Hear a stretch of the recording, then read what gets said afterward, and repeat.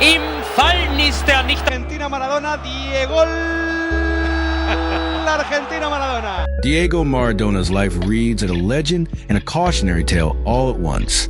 Born into poverty on the outskirts of Buenos Aires, he rose to become El Pibe de Oro, the golden boy of world football. By age 21, he commanded a then world record transfer to Barcelona, and in 1984, he stunned everyone by joining Napoli in Italy, a club languishing in obscurity. Maradona's genius immediately transformed Napoli. He led them to their first ever Serie A championship in 1987 and a second title in 1990. His dazzling play, vision, passing and dribbling from a tiny stature made him adored by fans.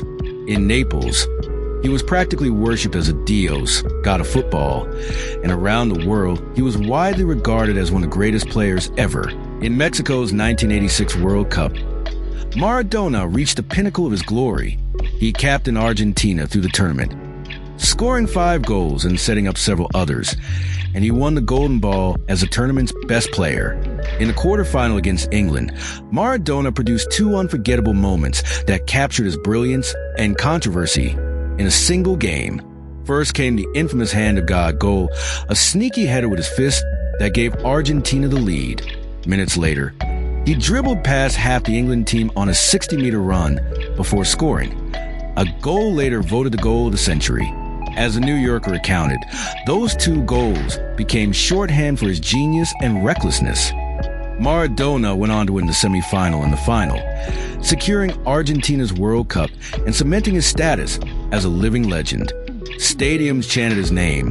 The global press followed his every move, and young fans tried to mimic his brilliant dribbles. Maradona's success on the pitch was shadowed by turmoil off it.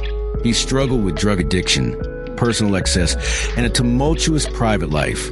In March 1991, during his second season at Napoli, he tested positive for cocaine after a match against Bari. The Italian football authorities immediately handed him a 15-month suspension, one of the harshest in sport at the time. In his autobiography, he later described those 15 months as among the most terrible of my whole life.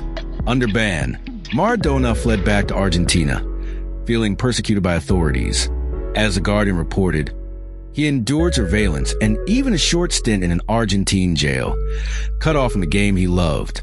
After his suspension ended in mid-1992, Maradona tried to revive his career, first at Sevilla in Spain, then returning briefly to Argentina. But he was never the same player. His time at Napoli had ended amid public outcry.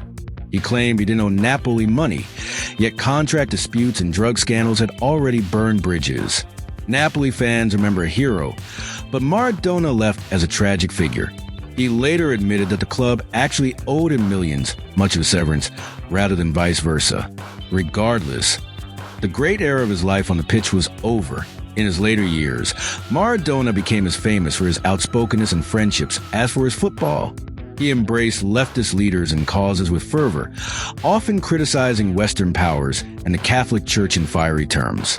He famously befriended Fidel Castro, even getting a tattoo of Castro on his leg, and said Castro saved his life during lengthy medical treatment in Cuba.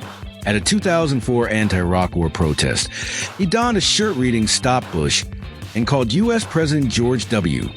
Bush human trash, standing flanked by Venezuela's Hugo Chavez. He publicly declared himself Chavista and praised Castro as a second father.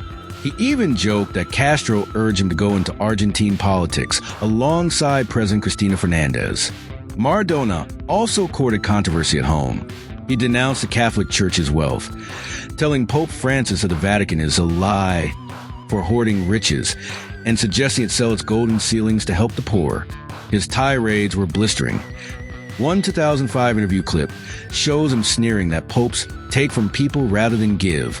He was a master of sharp sound bites, as when he stormed onto Argentina's TV screens, shirtless and drunk, to publicly lambaste sports officials and politicians. In some ways, he had become as polarizing a figure off the pitch as he was beloved on it. Loved by the left, with tattoos of Che Guevara on his arm and frequent praise for Venezuela and Bolivia's socialist presidents, and loathed by critics as a reckless demagogue. Tragically, Maradona's final chapters were marred by financial woes that matched his personal demons. The Italian authorities dogged him for decades over taxes from his Napoli years. In 2009, at age 49, he filed for bankruptcy in Argentina. The only reasonable way to avoid an impossible bill. He was being chased to pay roughly $54 million, about 39 million euros, in back taxes from Napoli contracts. By 2010, it was reported that he owed more than 30 million euros to Italian revenue agents. News outlets noted that even his personal belongings had been confiscated. At one point, his wedding earring and collections of memorabilia were auctioned to raise cash. Throughout his final decade, Maradona rarely escaped the shadow of these debts. Lawyers and courts in Italy and Argentina haggled with him. He even had brief legal victories, but the tax case dragged on interminably. Ironically, after his death, Italy's highest court finally ruled in 2024 that Maradona was never a tax evader after all. A gravestone on a persecution that he suffered for 30 years, as his lawyer put it. But that verdict came too late to save him. In life, he had to live with the label of bankrupt and tax dodger, even as creditors circled. In November 2020, Diego Maradona died a heart attack at 60. The world mourned the fallen genius. Argentina draped him in the same blue and white flag he once lifted as captain, and Naples remembered its idol. Yet even in death, Maradona could not fully outrun his past. Decades of addiction, rebellion, and legal battles had taken their toll on his health and spirit. The same voice that once brought crowds to their feet also brought forth tales of paternity suits, family feuds, and courtroom dramas over his estate. Still, when fans and friends speak of Maradona today, it is with a kind of reverence and nostalgia. They recall the electrifying runs down the left wing, the cheeky grin after goal, the hand raised in triumph, moments of pure magic on dusty pitches and grand stadiums alike. Maradona himself said once that he would rather be remembered as a passionate human than a perfect angel. His life was certainly far from spotless, but as hand of God and goal of the century testify, his talent was immortal. In the final reckoning, Diego Maradona remains an enigma, the hand of God hero who brought his country to glory, and yet a man ultimately haunted by the choices of that very hand. He leaves a legacy writ large in football history. The joy of his brilliance and the sadness of his scars are forever entwined. Even now, the world debates whether Maradona was a divine playmaker cursed by fate, or simply human, with all the greatness and the faults that implies. Either way, his story endures, a cautionary saga of genius and excess, of glory and of the ghost of debts left unpaid.